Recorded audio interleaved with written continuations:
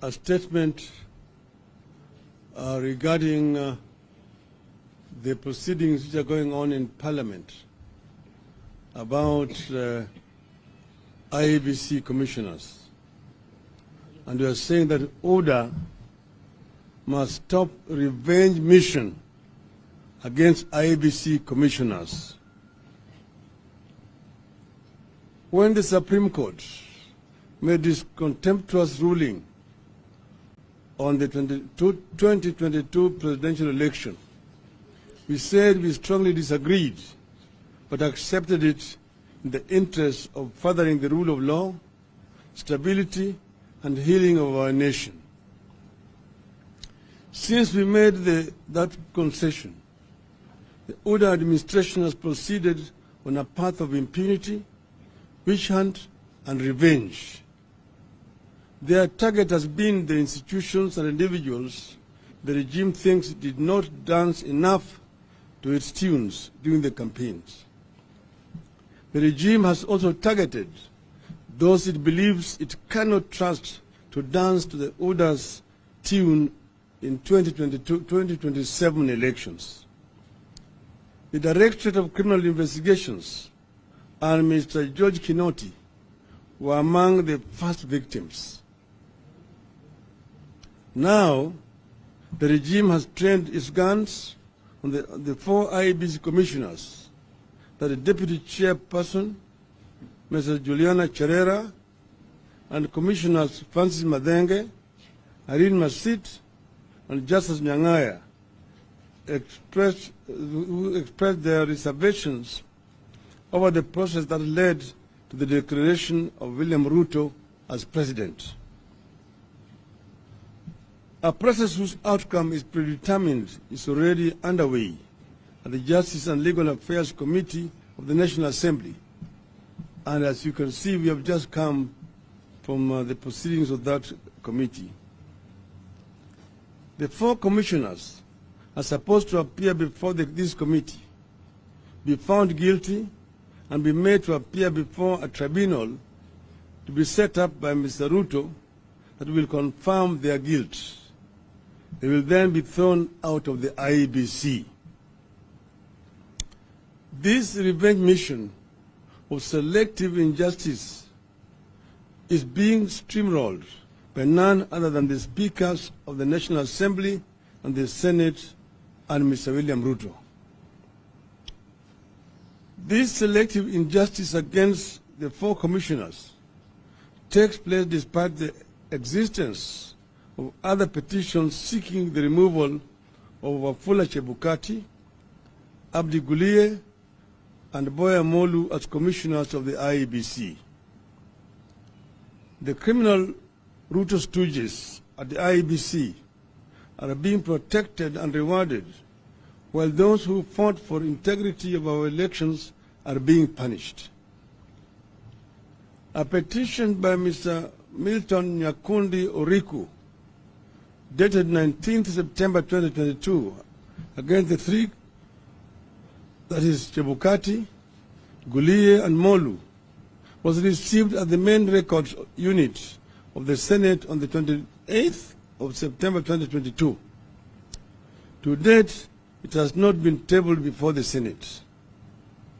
Another petition, dated 17th October 2022, was received at the National Assembly's main records unit on the 25th of October 2022.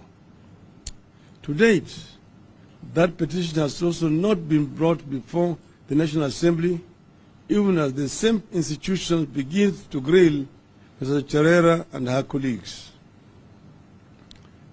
Since the conclusion of the 2022 election cycle, we have done our best to give Ruto time and space to heal and unite our land.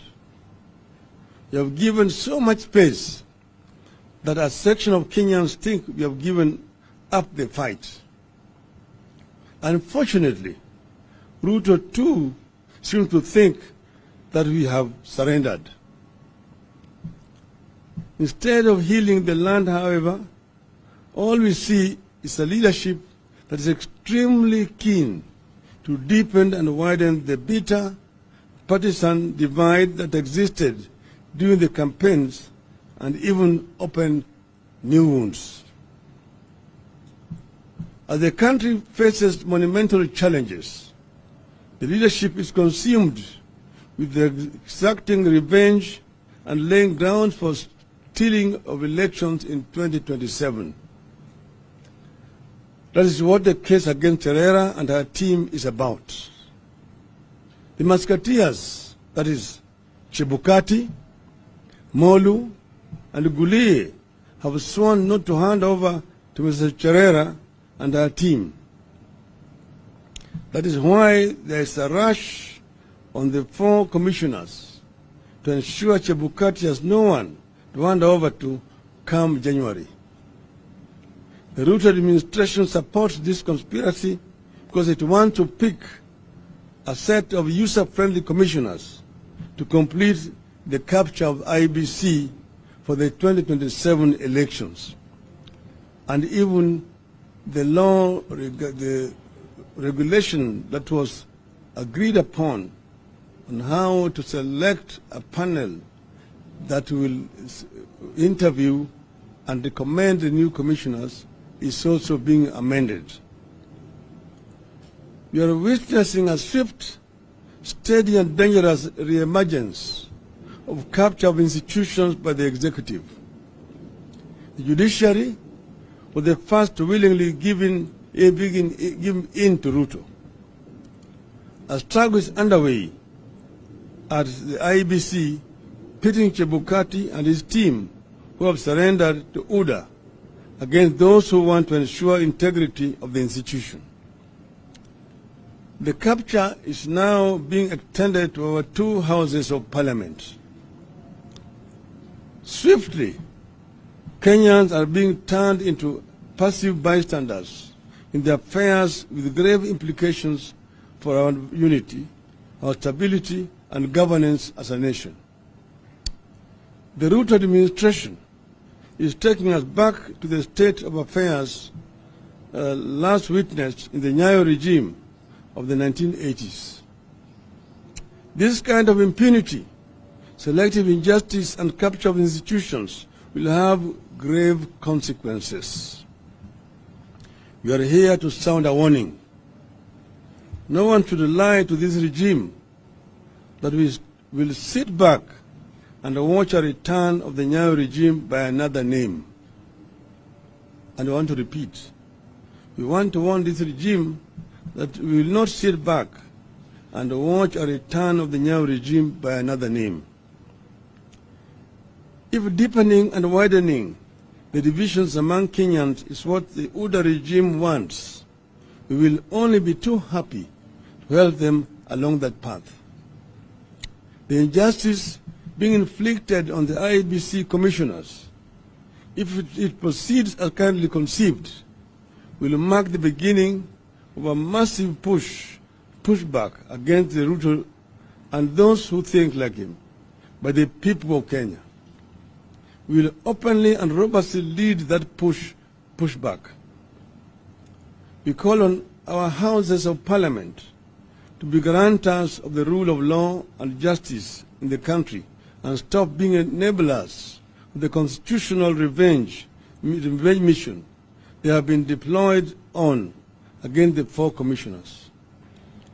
The mission the National Assembly is on is actually unconstitutional.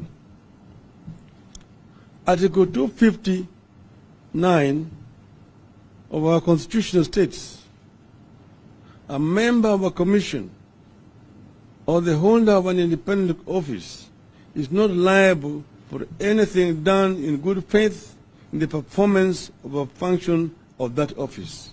I want to repeat. A member of a commission or other holder of an independent office is not liable for anything done in good faith in the performance of a function of the office. Unquote. By summoning these commissioners, Parliament is usurping the role of a tribunal. They are trying to prejudice whatever tribunal could be formed. Parliament's role must be limited to summoning the petitioners and deciding whether the issues raised warrant the setting up of a tribunal. In any case, the conduct of the commission was part of the election petition. None of the commissioners was found to have committed any offense. Only Chebukati was found to have acted unilaterally. This probe is therefore politically motivated. It is a continuation of the witch hunt mission that Ruto is on. It will turn into a nasty partisan fight at a time we need to unify the country and tackle our problems. In fact, we advise the commissioners to boycott it in the interest of constitutionalism and rule of law. This country wants to move on. UDA must allow it to move on. With all the problems Kenyans are going through, a focus on punishing 4 commissioners who did not agree with their chairman is trivial, vindictive, and vile. It must stop. It will not end well. End of the statement. Thank you. Now, I have with me here my other colleagues, and I want to invite them to say a few words, because we are dealing with a very monumental issue, a matter of grave national importance. Where we are standing on a precipice. And as I've mentioned in my statement, Kenyans will not take this lying down. Maybe you want to start with Professor. I thought the thing was so good you didn't want anything.